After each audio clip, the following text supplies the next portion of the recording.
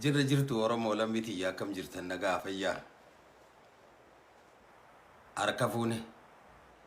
Sagaleen tiyyatun qilleensa yaabbattee laggeen qaxxaamurtee holqa hedduu seentee buutee baatee isin bira ga'aa jirti mee namni dhaga'u mallattoo naa kennaadha. Baga jiraattanii as geessan fuulduras jiraadha waliin jenna. Horii buli. Baga jiraattan. Harka fuune lammitii qaqqaalii gaggaarii. Lammii Oromoodhaa yaa saba koo maali jirtan nagaa. Harka fuune irra deebi'ee nagayni koo bu'aa bahee laggeen qaxxaamuree qilleensaas yaabbatee gaara qaxxaamuree raaree gulufee holqa kaan seenee bahee bakka jirtanitti kan nagayaa fi ulfinaan dabaalame isin bira haa ga'u nagayni rabbiitiis isinii wajjaa jiraatu. Akkam jirtan harka fuune. Ni jirra. Jiraataan nu jiraachise as geenye. Tattee aantoo maal taatiinis itti citaan eeloo baasanii jette Oromoon. Arabni immoo manjadda wajjada ja'a. Oromoo tanaa jabdu itti citaan eeloo baasanii. Namni jabaate bakka barbaadu sanni gaha galii akeekkatees ni gaha. Har'a eeysaa baate jechuun keessan hin oolamu. Lakki ani booda kana namni dalagaa isaa malee dalagaa isan fakkaanne yoo seene namni bar rabbiin daldala irratti gartee hiree isaa tolchee mijjaa isaa qaceelche. Yoo horiin tiisa jee inni bishaanuma shuqulaa jechuun namoo bishaan shuqulu hin dabartuuf nama. Anilleen tayrii nama fi dorrobdii namni waan danda'u saba isaatii gumaachaa waan gadaadhaa kana dhaloota boruu dhaalchisuudhaaf tattaaffii hedduu godhaa jira. Karaa tokko kanatti cufameetu jira. Karaan suni cufame jedhanii hin ta'an akkami banannaadhaa fala barbaadan malee. Sanirraan ture jechuu barbaadeeti idduun isin biratti asumaan bahaa. Warri narra jajjaboo kanarra qaqqaalii warri waa hubatu kan ija siyaasaatii fi ija mixiidhaa harku Oromoon hortee lafa guuttee jirti. Hoolaan abbaa gaarii qabu dubaala kaayerra fajaanii anis hayyootuma keenya irratti hin dhiisee jechuu. Peejiinis guutte rabbiif galannee haa ga'u. Miidiyaas heddumeeffataa jirra gahaadhaa miti. Peejiilleen gahaadhaa miti. Nama akkanumatti taa'ee dhaggeeffatuu jira katakkaas hin bahin. Isa sanillee waamichaan godhaaf asumaan cidha sooree isaa keessa qomaataa wal fuutii jedhanii as bahii guyyaan sababiitii dubbatan ammaan ja'an. Tole maal qabattee dhuftee jechuun ooltan.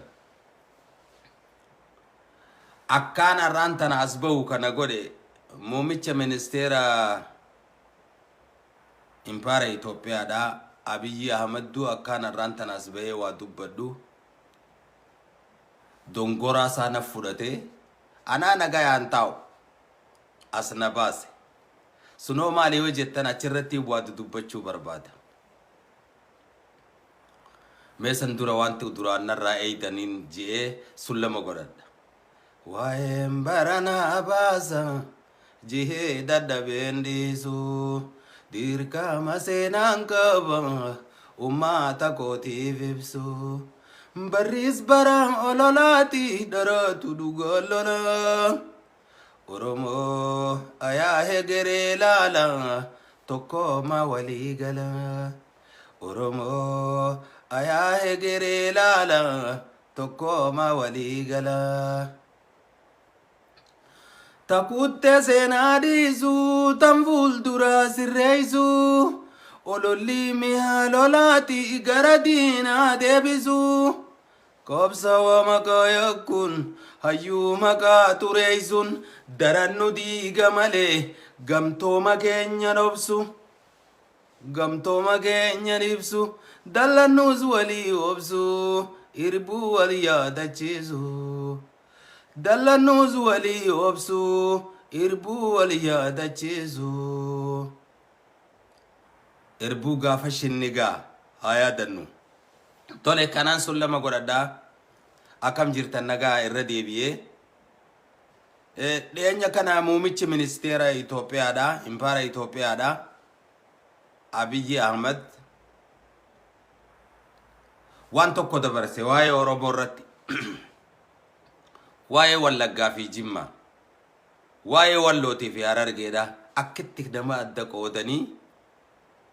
qoqqoodanii bitanii fi'atan akkanuma akka inni fide saniin har'aan tana namni isaa wajji wal quba qabdamee bira naa geessa waan tokko yaadadhee kaka'e Abiyyi Ahmad Jimma bashaashattiin dhaladhe jaamalee seenaa Itoophiyaatillee waan beeku natti hin fakkaatu je hayyuun tokko amma dura bar dubbiin hayyuutun dirqeensa seenti ani ammaan tana akkasitti bilcheeysee tolchee qimamatti godhee gurra namaatiin ga'uu hin danda'u seenaa bashaashattiin dhaladhe jaamalee seenaa Itoophiyaallee waan beeku natti hin fakkaatu seenuma Jimmaatu hin beeku je namni kun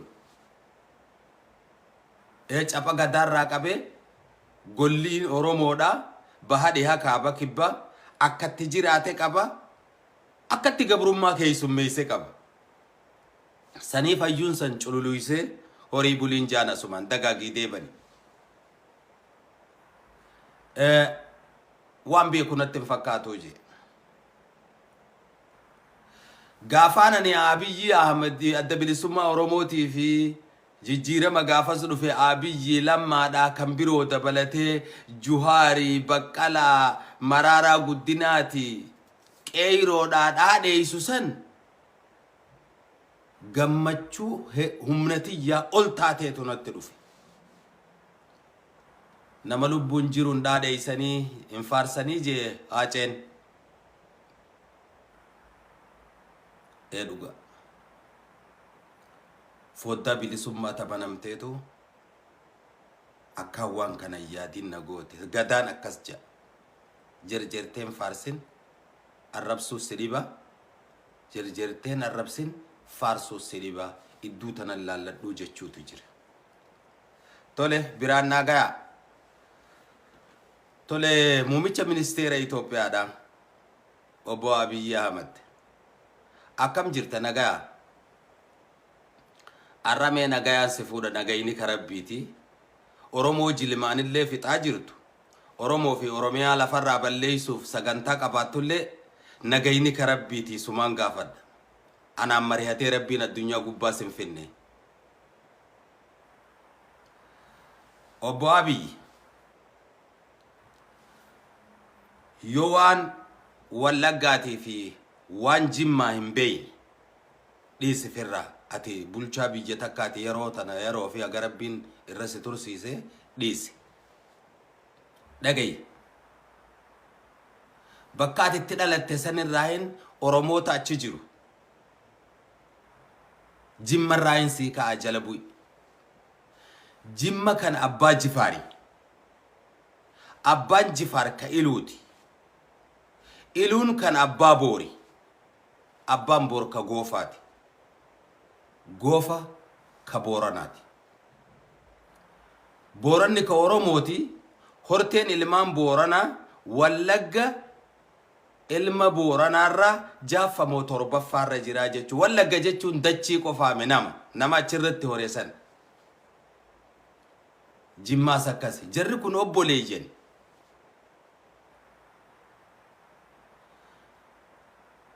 kanaaf magaalaa waan amma bitattu yoo jiraatte waraqaa qabaatte waan amma bitattu faa yoo dubbatan hedduu gaariidha ammoo waan Oromoodhaa hogguu Oromoo adda qoqqooduudhaaf seenaa Oromoo dabsanii muumichi ministeera amma dura akkas jee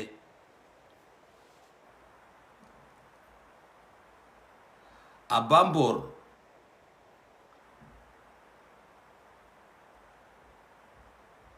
goofa ilmaan hore abbaa boorii fi iluu fi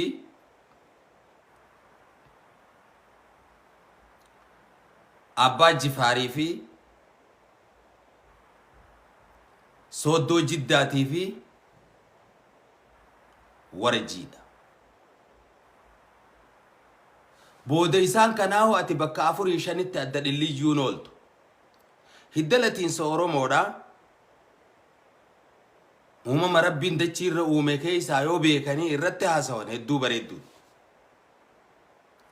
Ammoo jara kana bifaan waliin fakkaatan, aadaan waliin fakkaatan, hoodaan waliin fakkaatan, laguun waliin fakkaatan hogguu jedhu muummichi ministeeraa tokko bulchaan biyya tokko Walloo fi Harargee waliin fakkaatu.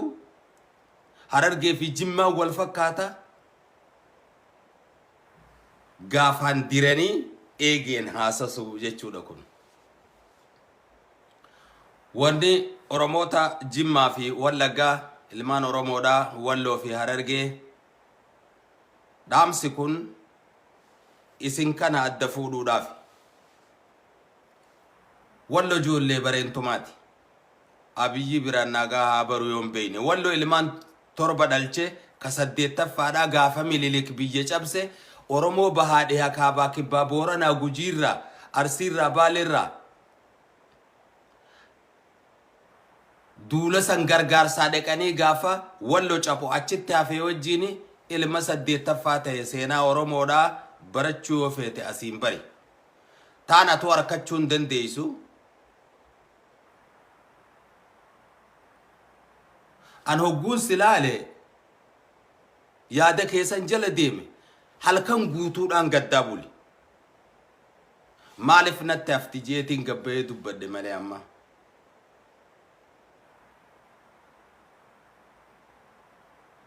Akkamin namni biyya takka bulchu. Hortee Oromticha xabboo Booranaa bareentu.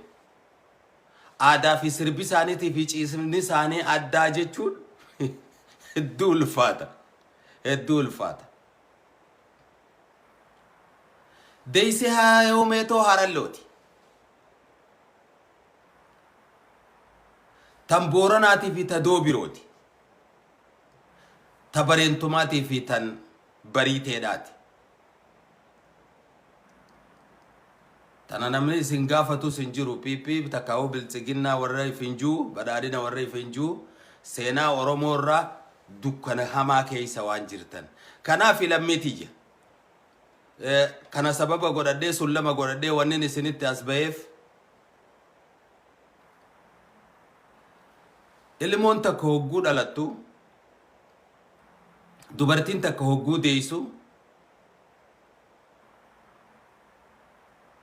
torbaanitti maqaa baasan sirna gadaa Oromoo keessatti.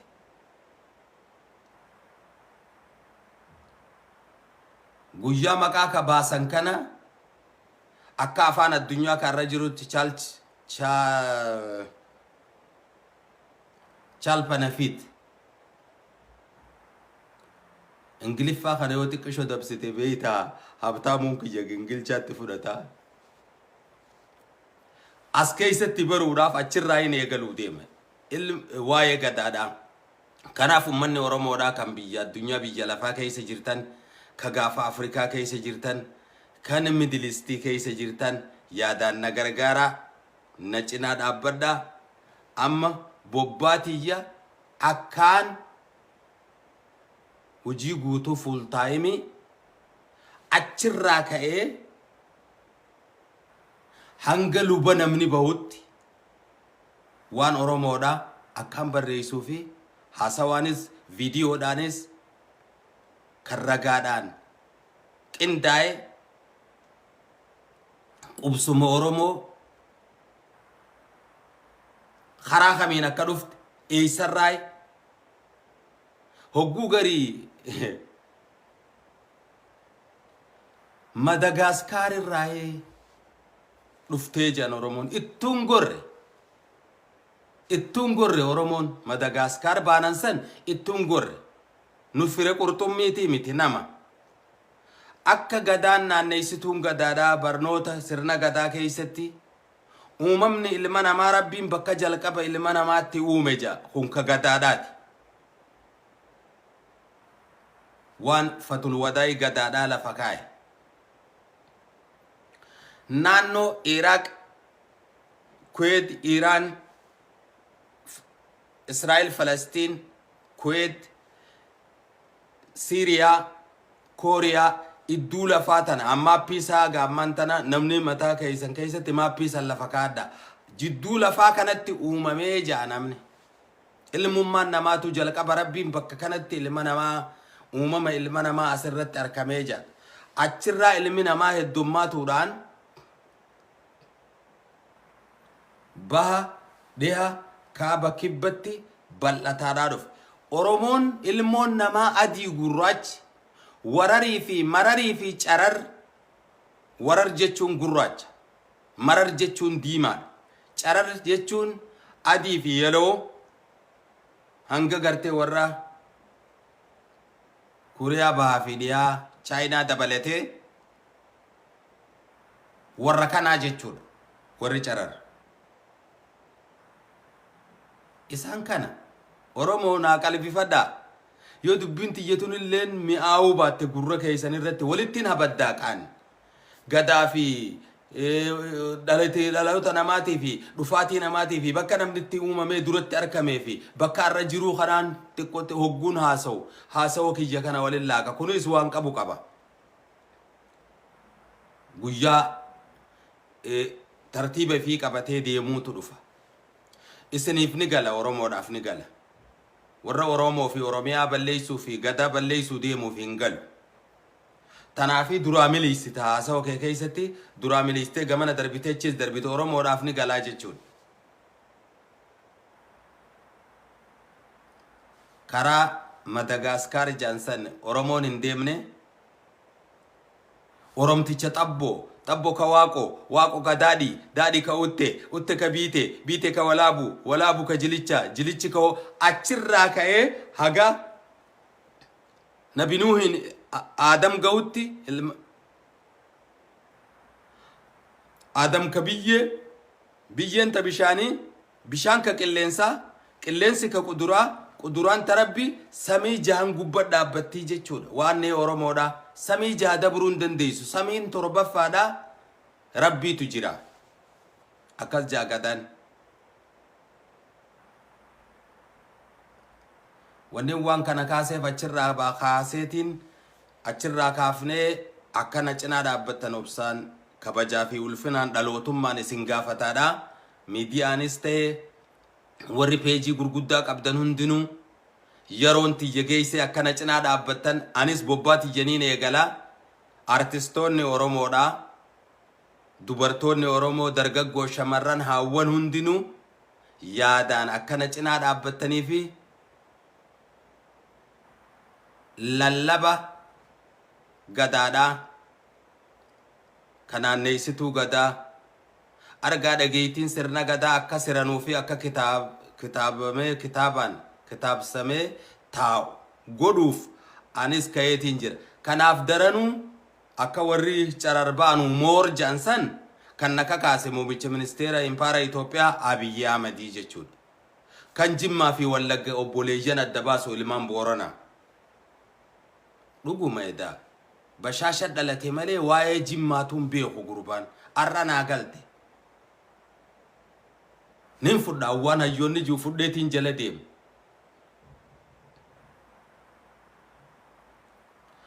waa'ee seenaa Itoophiyaatis hin beeku osoo seenaan Itoophiyaadhaa ka beeku ta'e jechi Itoophiyaa juu kunu sabaa sablammoota biyya san keessa jiru bakka hin bu'u maaliif jechaan jecha Giriikiiti sun biyya if dandeessi saba if dandee fuula gubataa jechuudha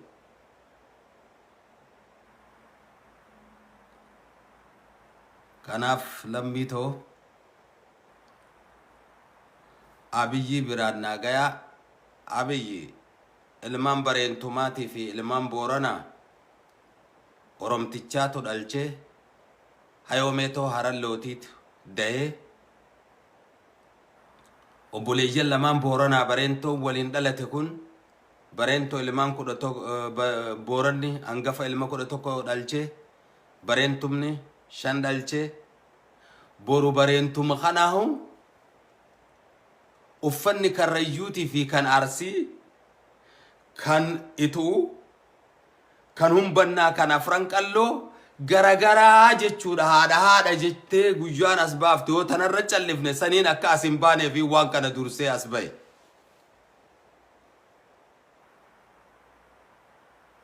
Namni Oromoodha seenaa isaa xiqqaattus ni beeka. Cabni Gadaadha. Sammuu dubartiitii fi sammuu ijoolleetii fi dikee keessatti akkam banne godhuus heera Gadaa keessaa heera 10 awwaallatus heera kaan fannisee fannoo kaa'us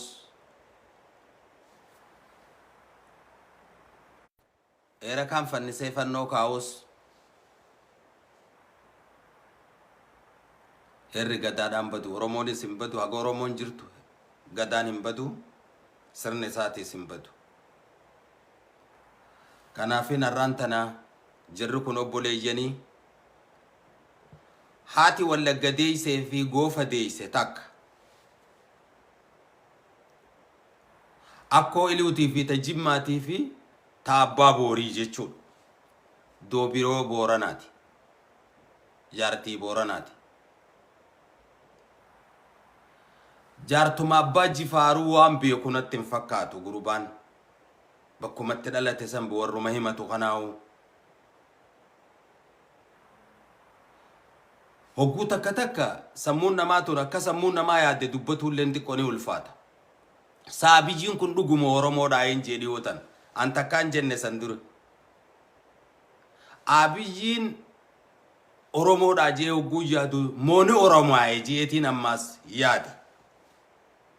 Namni Oromoo ta'us Oromaa'us abbummaan fedhe warri warar kabiraatis Oromaa'uu danda'a warri marar Oromaa'uu danda'a warri carar Oromaa'uu danda'a Oromummaan ammoo dhaloota. Kanaaf namni Oromoo tokko takkaawuu ka Oromaaye hin fixu Oromoo sabuma tokko huntu heerri Oromoo nama ajjeesuu ni dhorka. Gadaan Oromoo nama ajjeesuu dhorka. Araara filata. Namni araara hin beeyne kan har'a maqaa shaneedhaa dhaaba hin jirre namarra maxxansanii taargaa takkaawuu pileeta addaa tokko namarra kaayanii uummata hawaasa Oromoo maqaa saniin nama nagayaa jaarsaa jaartii jeessanii ilmoo dirreetti. Namni firraa baqatee amma bosona keessatti dubartiin dahaa jirti.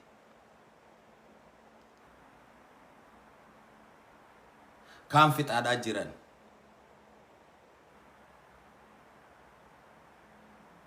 Namni Oromoo ta'e kanan godhu Oromoos ta'e dhiisi. Feetu nama ta'e feetu namee ta'e. Ani tiyyumaan dubbadhaa jechuudha. Waa'ee Oromoo adda qoodurraa yoo if qusatan hedduu gaariidha kajuun qabaa. Tole lammii tiyyaa wal biraan gaggaha. Ammallee dhaamsa gara biraa agartee har'aan tana namni hogguunif jabaate yeroo jijjiirabni tokko sabni tokko isa keessaan dhufe daran jabaata. Oromoon maaliif laafe? Laafinaan harkaa tanaaf hin jee. Hiriirri Minisootaa keessatti dhiyeenya kana ba'e guyyaa 2-3 dura ba'e natti hin tolle. Oromoon maal taate waan juu keessa na naqa.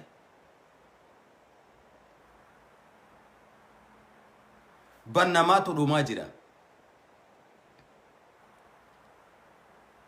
Namni gabbahu ni galaa jee namni khagabbahu gabbaheeniin galaa jechaa deema. Biyya san keessatti namni dhala Oromoo ta'eef birrachaa deema. Biitti san Oromoodhaaf gartee yoo isaan innaa taagar jedhanillee haadha dhiisii waan biraatu hin taatuuf Oromoodhaaf dhufaa dabraa keessatti. kanaaf wanni waan kana jeef hiriirri biyya addunyaa tana keessatti qophaa'aa jiru wala magodun dagatina numa gootanii waan ta'u kana barreeffamaan addunyaa kennuun tafkiinna koobaa jette jan atuun jirtu eessarraa si koobna jettanaan jette haajanii addunyaan nama jabaatee fi nama tokkoomee wajji dhaabbatte ifaadhaan barbaaddee si dhufti kanaas hin dagatin ittuma kenne haa ta'u haa biruma jiraatu kaane ammoo ta dur daran dachaa waraana bilisummaa Oromoo ilmaan Oromoodhaa ijoollee teeysan bira dhaabbachuun yeroon isaa amma warrina bilbiltamee xiqqoo yeroo naa kenna laayifii irraan jira boodan isiniif deebisa galatoo kanaaf dara yeroon Oromoon cimuu qabdu yeroon isaa ammaa jechuudha yeroon isaa amma ji'a tokko keessa dachii tanarraa balleessinaa jedhan laala wanni na ajaa'ibsiisoo jiraate lammiti Oromoo warri Oromoodha bakka buuna jedhan mootummaa naannoo Oromiyaati jedhan Shimallis Abdiisaadhaa qe'eesaatti ilma Salaaleedhaa ka ajjeesaa jiran kanaaf haadooddii hanqan takka irratti hin garre waan dubbatuus hin garre taayyee maal jettaa ore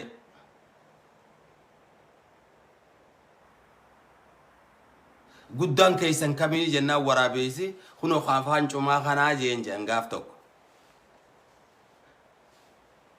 namni qe'eesaatii hin ta'in Oromiyaadhaaf ni taajee namni waa yaadu hin qabu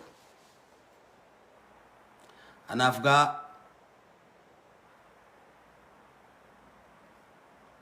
haala jirulleen ka keessa jirulleen dhalli Oromoodhaa arra gocha gara hammeenyaa ka shanyii duguugii Oromoo irratti mootummaan Abiyyiidhaa geggeessaa jiru kana addunyaa biyya lafaatti ibsuuf hiriirri addunyaa tana keessa qophaa'aa jira dachaan irratti hirmaadhaa waraana keessan diinagdeen bira dhaabbachuudhaaf tanuru daran jabaadhaa sababni ni waan kana isiniin jeef ammaan tana keessatti oowwituu finiintuu bilbiltuu warri qe'ee irraa buqqisan hundi dubbee waraana bilisummaa Oromootti deemeeti achitti waraanni bilisummaa Oromoo kun hojii dachaa gubbaa jiraa jechuu kun harkarraa sablatu karaa tajaajila nyaataa dhugaatiitiin obboleeyyan kiyya ilmaan Oromoo ka bahaa ka dhihaa ka kaabaa ka kibbaa isin bira dabraa if bira dabartanii firoottan Oromoodhaa gargaarsifachuudhaan yeroon irra waraana bilisummaa Oromoo cinaa dhaabbannu diinagdeedhaa yeroon isaa amma asumaanin kana dhaammadhaa akkanarraa fudhattanis abdiin qabaa tanarra jirra taani wanni reefuun tana ilmoon dhalattee torbaanitti hogguu maqaan ba'u child benefit arra addunyaan biyya lafaa jettu kana jalqabaaf namni rafa kaa'e Oromoodhaa jechuu hedduudhaatu natti kofla hogguu takka takka maaliif jennaan baqattummaa tana United Nation addunyaa biyya lafaa keessatti Oromoodhaatu jalqabaaf heeree isii tumatee hogguu jennu jee ani ibsu gadaarraa ka'ee ibsu akka gariin namaa natti kofla yaaboo if jaalachuu waammeenyan qabdu gaayayyee callaadhaan jana hogguu takka takka ani moo ragaadhaa wajjiin fidaaf jechuun kanaafi wanni irra addunyaa biyya lafaa biyya gurguddatte keessatti dalagamu mirgi dubartii mirgi ijoollee mirgi maraataadhaa mirgi abbaa gadaadhaa sirna gadaa keessatti namoonni hangi kun yoo lubbuun namaa harka baddees mana hidhaa akkan seenneen heera gadaa heertuun gadaadhaa akkatti heerte garsiisee seertuun gadaa akkatti seerte garsiisee maaliif addunyatti ibsine maaliif hin barreessine jaan qobni tokko adda fuulan dhiqu jeetumaan irraa cufeanis kanaaf achirraa kaanee waa'ee Oromoodhaa gadaan deebi'ee jira wanni ammaan tana nama hedduutu jira gurbaa tokkoon dinqisiifadha maqaa isaatiin dagadhe Minnesota kana jira Daawudee Mokonniniitu gaaf tokko waan isaa irratti fidee peejii isaa irratti haasee isaadhaa ture naman goobne nama jabaa waan gadaadhaa beeku kana bira dabri ijoolleen dabbasaa guyyoo barsiisan kumaatamaan jiran amma fuuldura sullama kaniin godhadhu Amerikaa keessa Nebraskatti waa'ee tokko kanarra dagadheetu jira wanni abbootii gadaadhaa ajjeesaniif gadaa hundeen balleessuuf bakka jirru kanattis abbootii gadaa gadhaabnaa jechuu ka jiru ni jabeessinaa jechuu waan irraa irruu itti guun bakka abbaan gadaa tokko jiru ajajaan gaammee gadaadhaa jiraachuu qaba shaneen gumii jiraachuudha qaba itti aanee haati siiqqee jiraachuudha qabdi itti aanee ajajaan gaammee gadaa jiraachuu qaba itti aanee ajajaan foollee gadaadhaa jirachuudha qaba irrinni kun ni mul'ata kana Nebraskatti sagantaa tokkoon qaba waa'ee gadaarratti achirraa kaanee bobbaatti jirratti gadaas barsiisaa abbootii gadaatis biyya alaa keessa jabeessuuf waan hin deemuuf akka yaadaan na gargaartan na cinaa dhaabbattan hayyoonni Oromoo hundinuu ummanni Oromoo abbootii haawwan dargaggoo shamarran akka asirratti na gargaartaniin ulfinaaf kabajaan isin gaafadha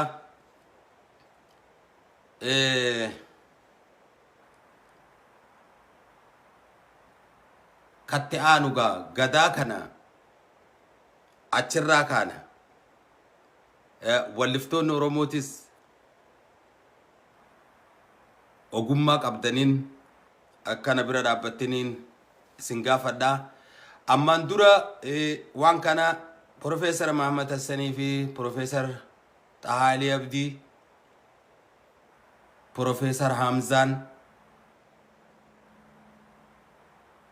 bakka takkatti 2011 2010 2000 kum lama kudha lama na fakkaata waan kana akkaan katabu akka waraabbiidhaan kaamu akkaataa ijoolleen biyya Oromaa jirtutti illee irraa barattutti akka godhan sibira dhaabbannaa naan jedhanii turan isaan boodas hedduun Dr. Bayana Soba isaan warra bakka takka naan jedhe Dr. Professor Asaffaa Jaalataa suduudaa wajjaa sawaat turre akkasuma Dr. Asfaaw hayyoonni garagaraa Johar Muhammad akka impitiriidhaan akka gartee wanni kun waraabamee dhalaltii Oromoodhaa walii raabsitu koominitiin Oromoodhaa tan addunyaa biyya lafaa keessa jirtu namoonni yaada garagaraa naa gumaachan hedduutu jira yeroo san keessatti waan barbaachisu goofandisiif bannaasi garagaarraa jan yeroo na gargaartan har'a gahee jechuun hin barbaade maaliif jennaan Oromoo fi Oromiyaa fi gadaa heeraaf seera Oromoo laguu Oromoo mootummaan har'a jiru kun balleessuuf waan deemuuf daran shanyii isii bal'ifnee biyya Oromaa keessattis akkam banne godhuu fi akka addunyaan beeytu godhuun yeroon isaa amma waan ta'eef yeroon isin nagaafattan san yeroo barrisaa dheeraadhaa magaalaan akka manaadhaa hammatan hin taatu haalli nan keessa jirus haalli biyya jiruu biyya namaatis waan namaa waakkatu qabaa waan namaa hayyamu qabaa anis yeroo ittiin arkanne anarraa illee wanni irruuni jirti tokko fakkeenyaaf yoon isinii fuudhe ilmaan Sooddoo Jiddaa, Warjii, Jimma, Iluu, warra Abbaa Boor keessatti waan hafan. Humbanna keessatti arkadheetiin jira duraan. Humbanna ilma tokko dhalche Anniyya.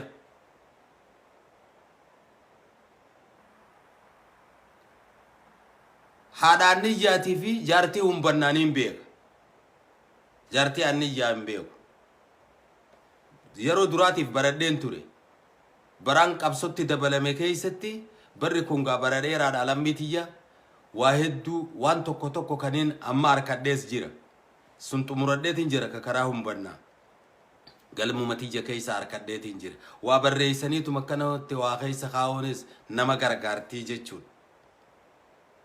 Tanta biyyarraa dubbiin isii dheertuudha awwaala keessaa baatee arkadhe fi tanarraa irratteetu jiru. Warra sani fakkiyoon lafa isinii kaa'e Jimma Abbaa Jifaar dubartii 6 qaba.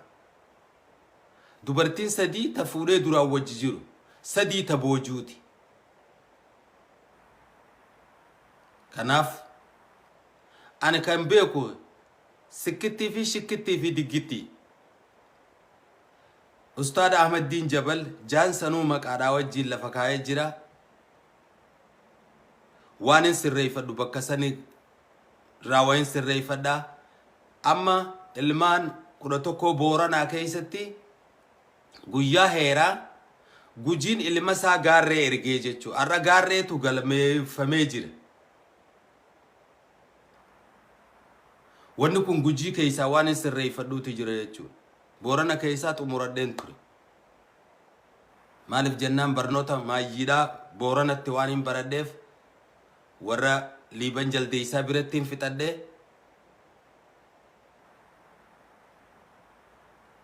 hin dhumugaa barnoonni garuu bakkiin itti dhaabe jechuu kiyya.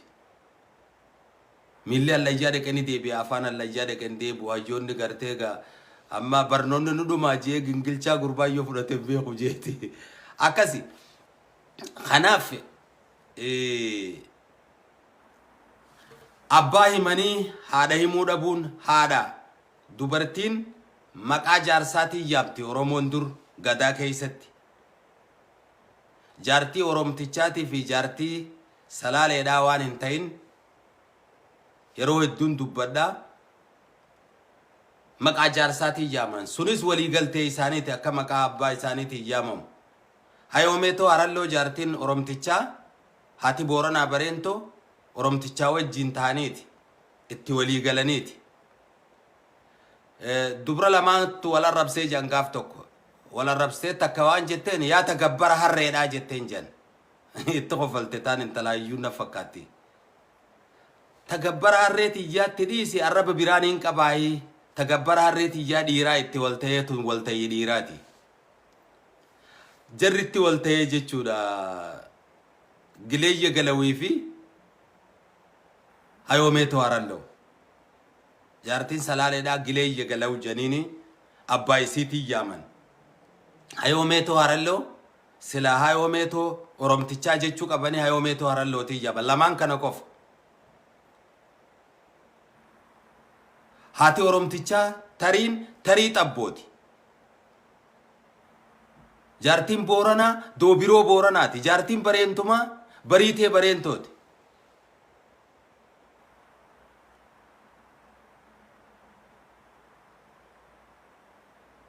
Kanaaf taani bal'inaan barnoota gadaatiifis anis niin bobbaha Nibiraaskaa irraa kaaneeti irratti wal garra. Sullumaan reefu godhadheeniin xumura amma. Waa'een baranaa baasa jihee dadhabeen dhiisu dirqama seenaan qaba uummata kootiif ibsu. Barris bara ololaati darootu dhugoololo Oromoo ayaa hegeree laala tokko ma walii gala. takutte senadisu taful durasirreisu ololli mihalolati garadina debisu kobsa makayakun ayu maka tureisun darannu diga male gamto magenya nobs ibsu dallanus wali obsu irbu waliya dachisu irbu shinniga ayadannu islama kristana waaqeeffata warri oromummaaf gabbe achi waliin awwaalame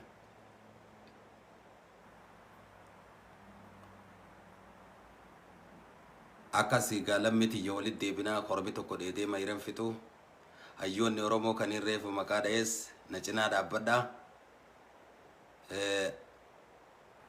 waan fi abbaatu barbaade godaa fi holqaa baase ummata isaatiin gaa bakka narraa irruu ilmi namaa quluun namaa hundinuu irruudha bakka irratti tistinaa guutaadha akkana cinaa dhaabbattanii isin gaafadha horaa bulaa dagaagaa deebana gaaleeyti damee irna damee gantiso osoo dhigoo waan ta'uuti karri dubbii fannisa gaaleeyti funyaan dabaduu goonaan ni gadaba gowwaa wallaalaaf daba hayyummaa jala daba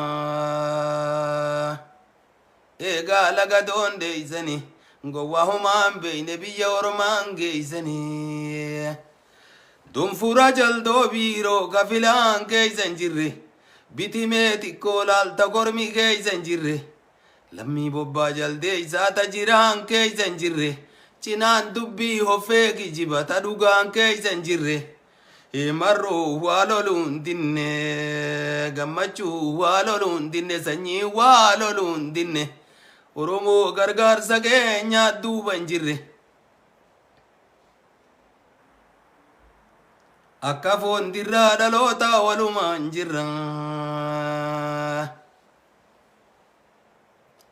dudduulaaf irrin jibbuu haati dhalteen jaalattu gara laafeeysa namaa hiriyaan hin jaalattu qorqotaa dirooraa suusaati dubraan jaalattu galtee malee maaliin galatte malee lammiin hongoon jaalattu asaboo koran malee suufii naannawan malee diidanii niin arkani hayyuu gabbaran malee dubbataa gunatan malee aboo dubartii kabajan malee heera hundeena iranii akka jalloo baaburaa oromoo amma lolaa waa fura biddeenni buusaan qabu oromoo hojjan areeran qabu garuu dubartii gondar bultee waa hima gowwaanis kaayoon qabu nama marii isaan gahatee waa hima dhaamsa tokkoon qaba dhaamsi kiyya kun warra mootummaa naannoo oromiyaadhaatiif warra dhala oromoo ta'e ammas ka oromaayeef kaansilaa wanni keenya isan laaltu firri gara firaa jennaan kalloon gama loonii jette jaan waan tokkoon isin yaadachiisa akkuma keeysanitti ka namni tolchee kaaye ka warra Tigraay TPLFitti tarkaanfiin fudhatamtus warri Tigraay ummanni dhawamuun qabuu jee dura dhaabbate maaliif naasuu walii dhabdan Shimallisiitu naasuu dhabe moo paarlamentii keeti qe'ee teetii ilma salaaleedhaa fixu jiranii dhagahii hubadhu hin dhageenyeen hubanne jechuudhaa miti kanaaf yeroon gama lammii teeysanii dhuftanii lammii wajji dhaabbattan amma kana sababa malee hin jenne oromoon gaafii qaba gaafiinsaa dhaabbatiinsa dhalatiinsa OPDOdhaa duru gaafii mataa isaa danda'e qaba sabni biraatis Affaarii fi Somaalee fi Bilishaangul Sidaamninis qaba walin tuqan keeysan kun balaan addatti isinif buute maali isunumaaf hin dhiisa. Sammuun teessanaa waa isin gaafattu.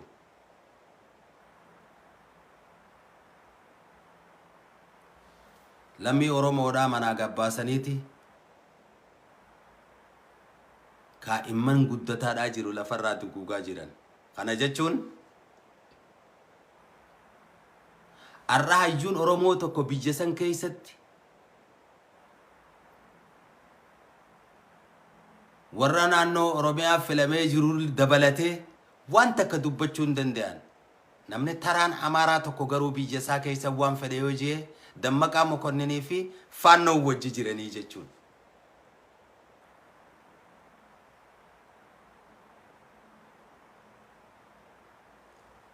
Kanaaf asumarratti hin dhaabaarraaf guddatteef dubbii harreetti hin fe'atan jedhanii poolisni Oromiyaa humni addaa silaamma isin hidhaa jiranii isinuu shakkanii duutaniifis galatan qabdan shakkii jalaan baatan yoo isin waan Oromoo dubbatan ol guddadhaa Itoophiyaatti Afrikatti ol gudda Itoophiyaan gaafa guddattee beekte salphachuu malee. Kuni sammuu teessan hin diigin ejjennoo keessan hin jijjiirin horaa bulaa dagaagaa deebina tattaantu wal dachaan.